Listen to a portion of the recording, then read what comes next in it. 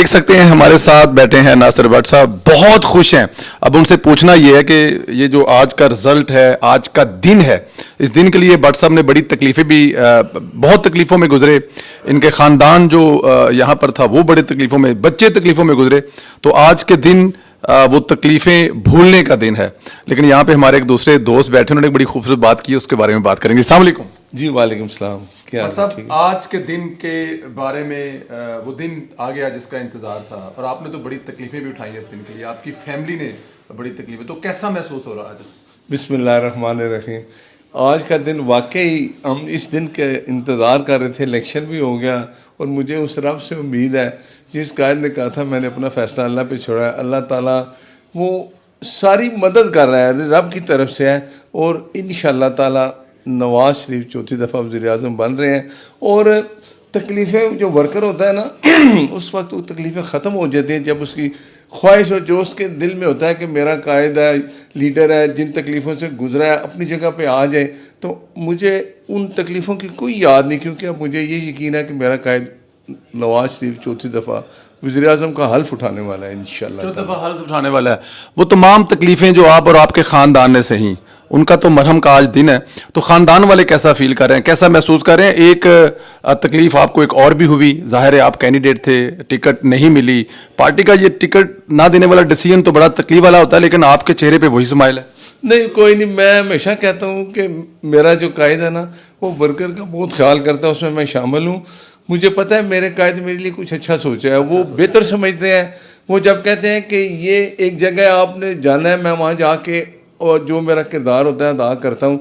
जब मेरा कायद हुक्म करता है कि अब आपने इस तरफ आ जाना है, तो फिर मैं वो चीज़ छोड़ देता हूँ। मैं ये भूल जाता हूँ कि मेरी क्या मेहनत है। मुझे ये खुशी होता है मेरे कायद ने मुझे याद रखा है।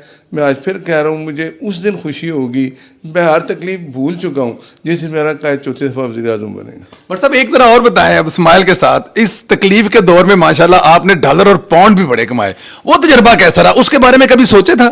हाँ नहीं, देखिए वो तो ये मैं लंदन में था ना, पाकिस्तान में यहाँ आप जो मर्जी इल्ज़ामात लगाएं। मैं यूके में था, जब वहाँ चैनल पे ऐसी चीज़ें चली मैं कोर्ट में गया, कोर्ट ने मेरा साथ दिया। ये जो झूठ बोलती थी फिरदौस आशिक कमान जो वज़ीर, वो किधर गए आज?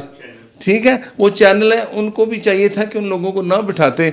लेकिन मैं ये कहता हूँ कि यहाँ भी ये कानून बनना चाहिए कि आप एक शरीफ आदमी की पगड़ी उछालते हैं, उसके बाद कोई नहीं पूछने वाला। वो एंकर आज किधर गए? तो मुझे ये उम्मीद है, ये खुशी, मैं हर चीज़ भूल गया हूँ।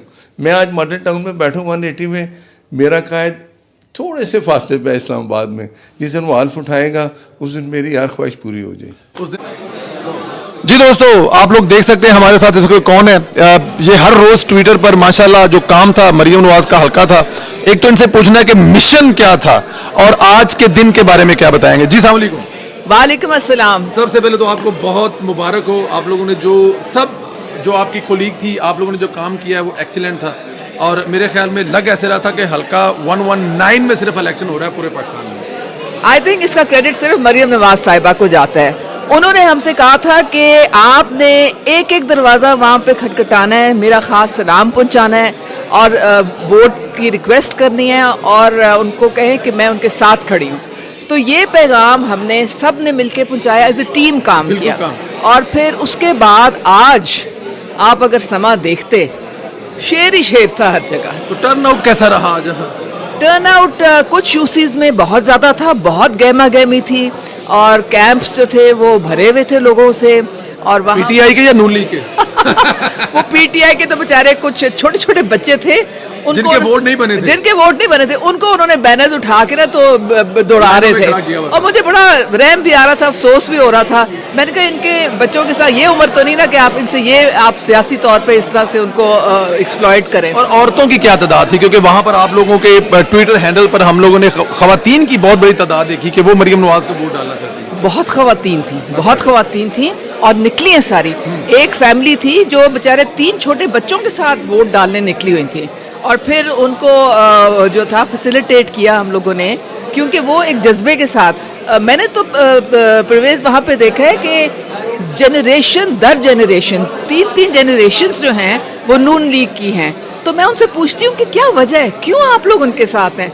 तो कहते हैं जी मियाँ मोहम्मद नवाज शरीफ ने हमारी खिदमत बहुत की है, उनके ज़माने में हमारे बच्चों को तालीम मिली, हॉस्पिटल्स मिले और महंगाई नहीं थी, हमारी ज़िंदगी बड़ी आसान होती थी, लोड शेडिंग नहीं थी। तो लोगों को ये सब याद है, लोग भूलते नहीं हैं, मोहब्बत करते हैं। और आज तो एक ने मुझसे कहा कि जी ये नज़रियाती वोट है। तो हमारे जो 3 नस्लों से वोट है वो नजरियाती वोट है। एंड रिजल्ट क्या दे रही हैं आज? क्या लग रहा है मरियम नवाज कितनी लीड से जीतने जा रही हैं?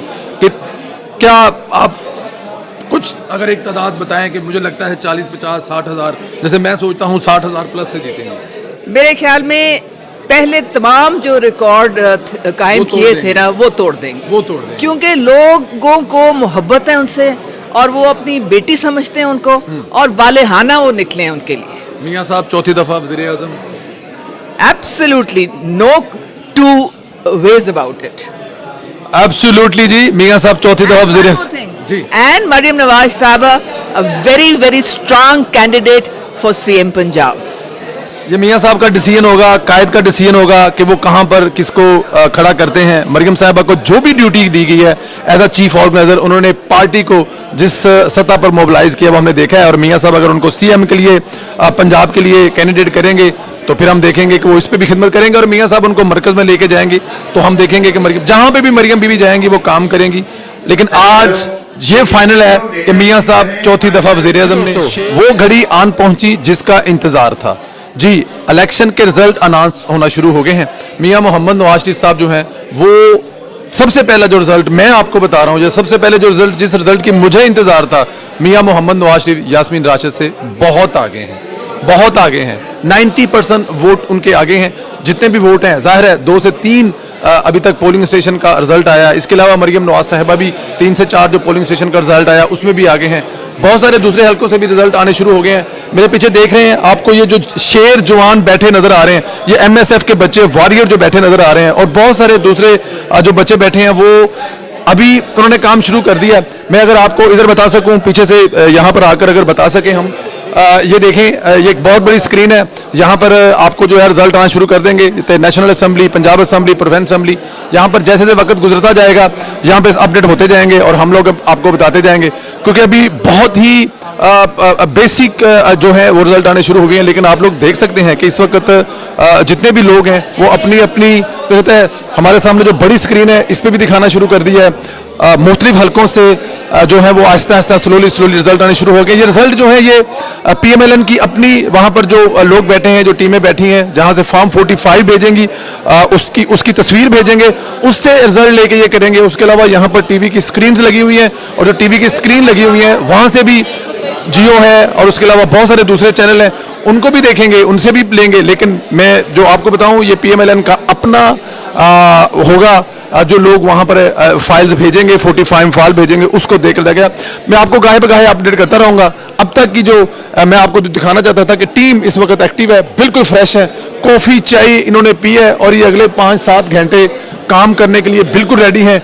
ये वो वॉरियर हैं जिनका 2024 के इलेक्शन विक्ट्री में बहुत बड़ा हाथ होगा, क्योंकि ग्राउंड पर काम खत्म हो गया। अब सारे का सारा काम इस ऑफिस में होगा और ये वॉरियर आपको जिताएंगे। बहुत शुक्रिया जी।